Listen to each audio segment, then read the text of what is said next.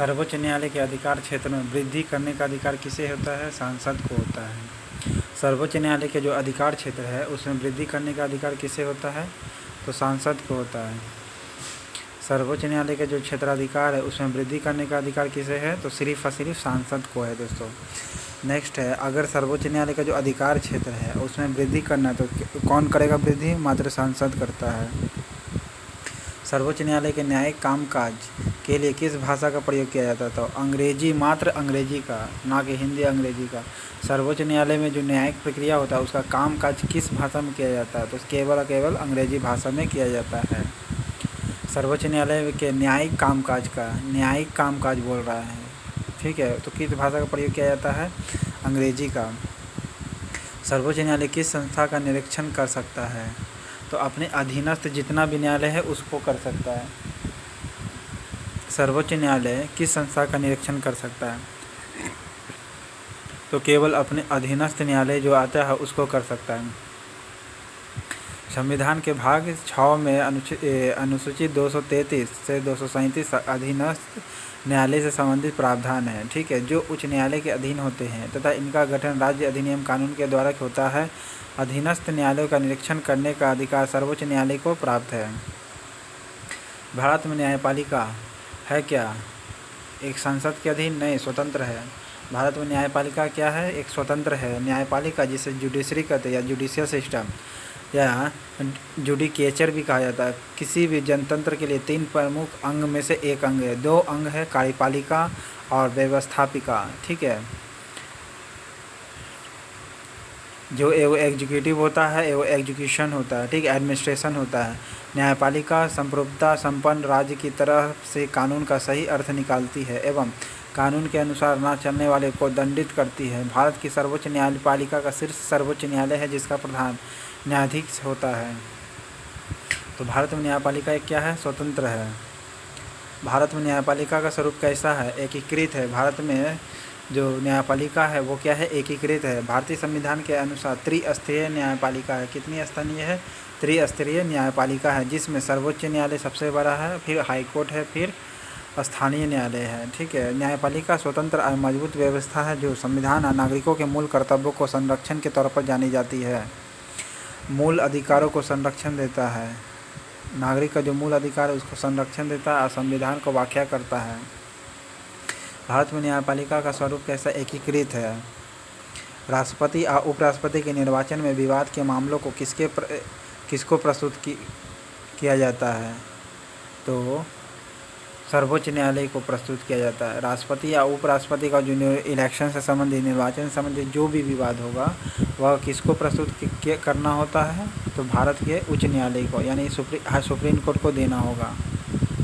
राष्ट्रपति और उपराष्ट्रपति के निर्वाचन का विवाद जो आर्टिकल 71 में आता है, आर्टिकल 71 में आता है, जो सुप्रीम कोर्ट के सुनेगा निर्वाचन संबंधी।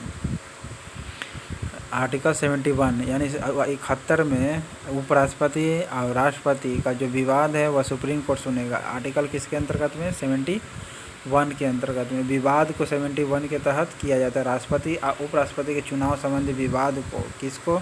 विवाद को समाधान के लिए चुनता है। नेक्स्ट है आपका, राष्ट्रपति और उपराष्ट्रपति से संबंधित चुनाव विवादों को सुलझाने का अधिकार उच्चतम न्यायालय को है, ठीक है। किसको है? उच्चतम न्यायालय को है। यह क्या है? मौलिक अधिकार है। सुप्रीम कोर्ट का एक मौलिक अधिकार है जो राष्ट्रपति और उपराष्ट्रपति से संबंधित जो चुनाव विवाद होगा उसको सुलझाएगा, आर्टिकल 71 के अंतर्गत में, ठीक है। राष्ट्रपति और उपराष्ट्रपति के संबंध में उत्पन्न होने वाला जो भी संदेह या विवाद होता है वह सुप्रीम कोर्ट ही सुनेगा, जांच करेगा, निर्णय इसका फिर अंतिम निर्णय भी यही लेगा। इसका क्या है? सुप्रीम कोर्ट का मौलिक अधिकार है। सुप्रीम कोर्ट का ये मौलिक अधिकार है कि राष्ट्रपति या उपराष्ट्रपति का क्या करेगा? विवाद को जांचेगा, विवाद को जांचेगा। राष्ट्रपति कानूनी मामलों में किससे परामर्श ले सकता है?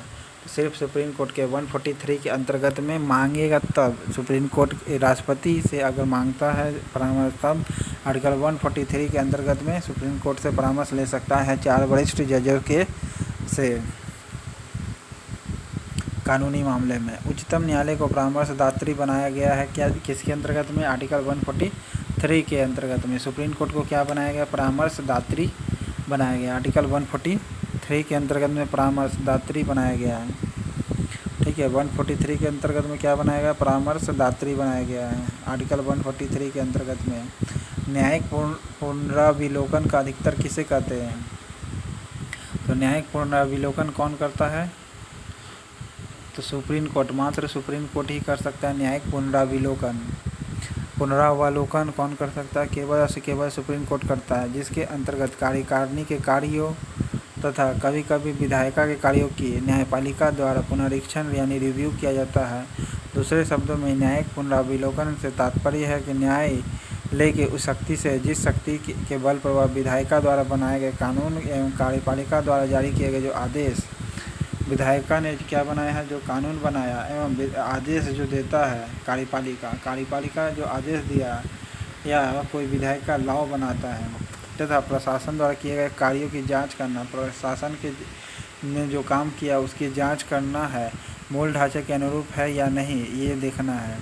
मूल ढांचे के प्रतिकूल होने पर न्यायालय उसे अवैध घोषित कर सकता है अकॉर्डिंग टू संवैधानिक दृष्टिकोण से। ठीक है, भारतीय संविधान में न्यायिक पुनराविलोकन का सिद्धांत उल्लेख नहीं है, परंतु इसका आधार 13 का 2, 32, 226, 131 और 243 ये न्यायालय द्वारा संविधान के संरक्षण की शपथ है।